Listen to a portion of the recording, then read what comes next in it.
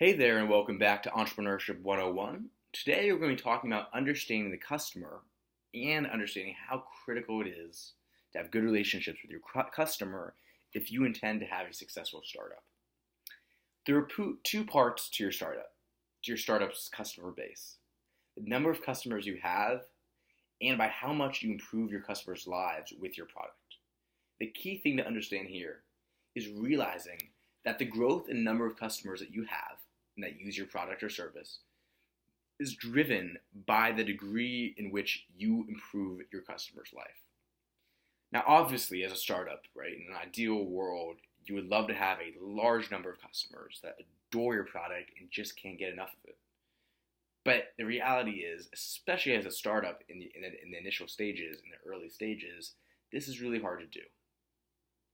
You therefore need to realize the difference between satisfying all of your customers and satisfying some of your customers.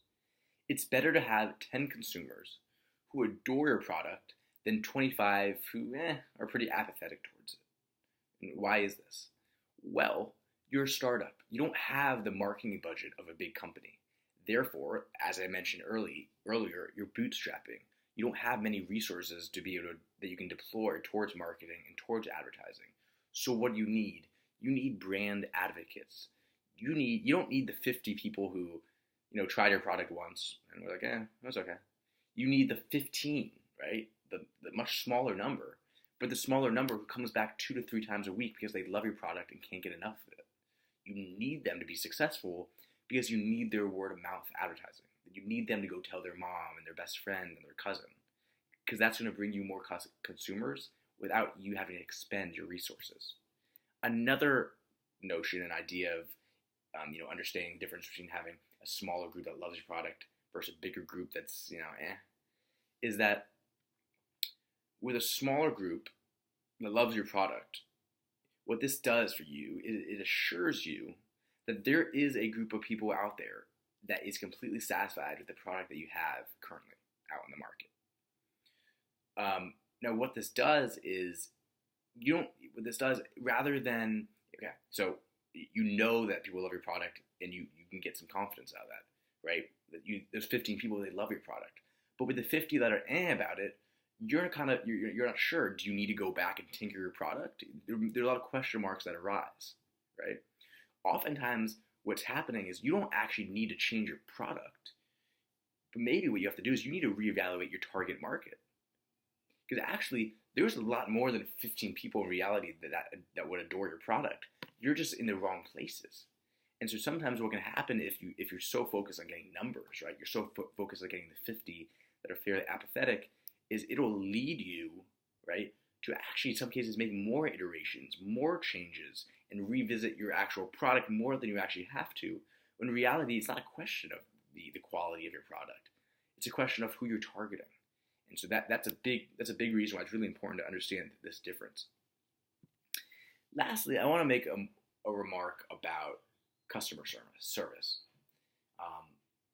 Customer service, particularly in the early stages of a startup, can make or break you. And I really mean that. And I mean that because consumers, for the most part, have grown to have such a negative perspective and association when they think of companies. Because they're thinking of large companies that make them wait on the phone for 20, 30 minutes, right? And it's all negative. These are all negative associations. And as a small company, you need to create associations. You need your brand to be anything but negative. For the reasons I mentioned earlier, you don't have the money, you don't have the PR, you don't have the marketing to be able to defeat and combat negative associations, negative reputation, negative stereotypes. As a result, something like customer service is fundamental to your pursuit of being a successful company. Consumers, right, will be so impressed if you go the extra mile, and it makes a difference, right? You'll get brownie points. And we see this. Amazon is an example. Zappos. These are companies that are known for having exceptional customer service. Where on the phone, they will literally talk to you and say, how are you doing? Make it more than just the product. Actually making relationships with their customers, understanding their customers. And in doing this, right,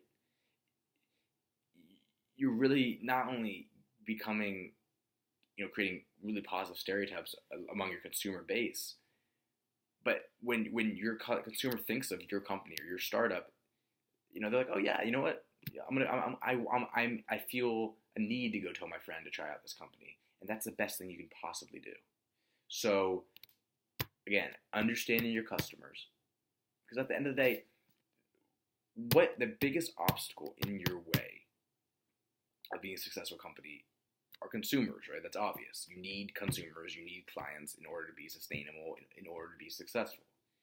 And the way to do this, right, it's to make a great product.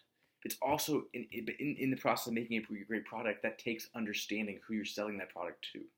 And if you don't understand your consumer base, if you don't understand what they want out of your company and out of your startup, then there's no way to match their need.